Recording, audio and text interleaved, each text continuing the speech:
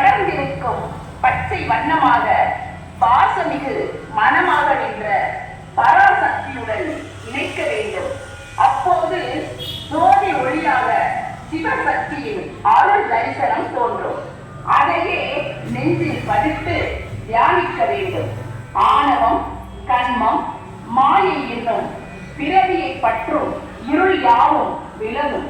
அதனால் ஜோதி ஒளி பிரகாசித்து மெய் தவம் கூடி சும்மா இருக்கும் சுகம் வாய்க்கும்.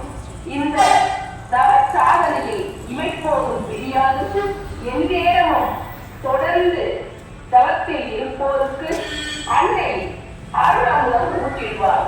பின்னர் சுத்த தேகம், பிறவா நிலை என்ற ஏழ்மையான வான் கலந்த மாணிக்க வாசகா